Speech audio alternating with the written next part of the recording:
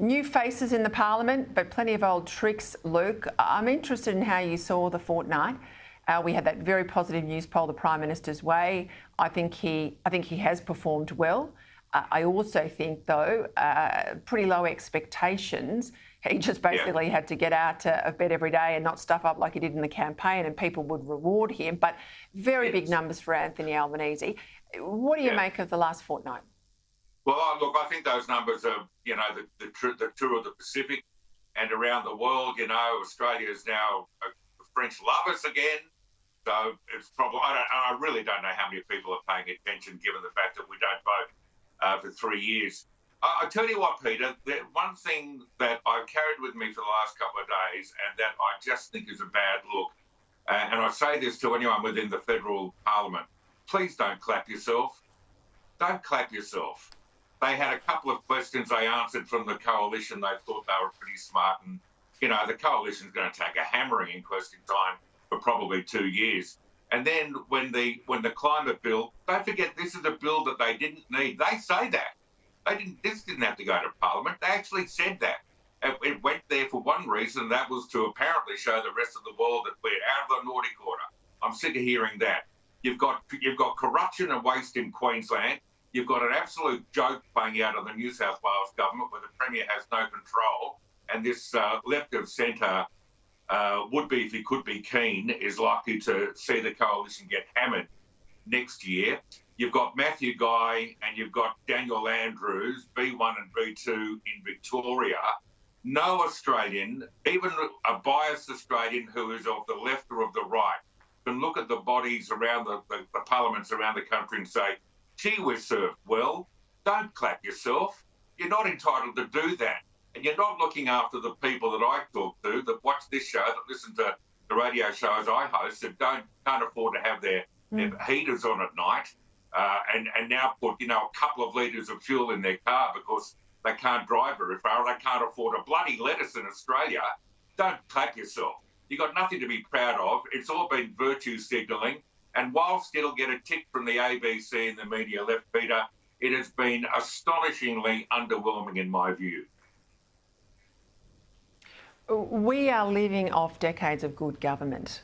We haven't had good government in recent times, but we are living off the largesse of good Labor people and good coalition people who have come before us, just like we are free and we once were fair and we once were equal because of what soldiers have done in our name overseas, wearing our uniform and under our flag. And now we can't even agree that politicians elected in this country should stand behind that flag or in front of that flag or and honour it. I just think we're heading to hell in a handcart. Talk to me about New South Wales. Elliott and Key in this showdown. I would have hoped it would be a fair fight. I would have hoped David Elliott might have come out ahead, but it looks like there's been a factional stitch-up. This is not for Deputy Premier, of course. This is for Deputy Liberal Leader. But if it goes to Matt Kean, it gives him plenty of clout, particularly around the policy table between now and the March election. Give us your sense of what he will do to the chances of the Peta government to survive. Well, he has no shame. I can tell you from the feedback I've had on every show I've been on this week, people don't like him. People won't cop him as a significant Liberal figure. I mean, he is. He's a state treasurer, but he's of the left. He wants to go harder on emissions than the federal Labor Party. My goodness me. Liberals don't cop him, but he's very well connected. He's got the numbers. He'll certainly dwarf David Elliott, who's a fighter in the vote. He's got the support of big lobbying firms who are closely tied to the left of the Liberal Party.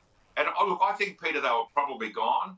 Dominic Perrottet, as you said earlier, good man, but as Premier, he's been thrown a couple of curveballs and those around him haven't helped much. I think Chris Minns shapes up and looks pretty good, to be honest with you. He doesn't look that extreme. I think they're gone. I think whatever happens next week will just make it either really bad or just leave it at kind of terrible, to be honest.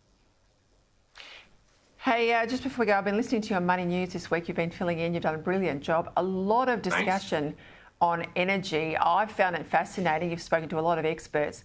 Things are pretty crook, aren't they? Yeah, they are. You know what? No one said, right, we've got this bill through. So what does that do about Lismore and its flooding?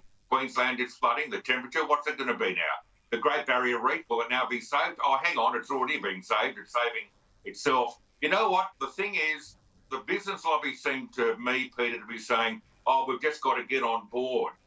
You can't make billion-dollar decisions because you've just got to get on board. I spoke to a fellow this week, I know you heard it, about gas. If the Prime Minister, if those in government want to do something and say to Australia, cop this, please ensure we have enough of our gas in the domestic market on the east, have the supply there so that the price is back to where it was, $7, $8 a gigajoule, not the 40, it's $5.50 in the west. There's so much they could be doing, Peter, but I think they've all signed up to, oh, we don't want to be left behind. We're on the green train. Go us. I don't see much interrogation of this issue by anyone, and boy, it's just so sad. It really is. It's so critical, Luke. It's a complex issue, though, and most of the media don't touch it. Congrats to you for having a go this week.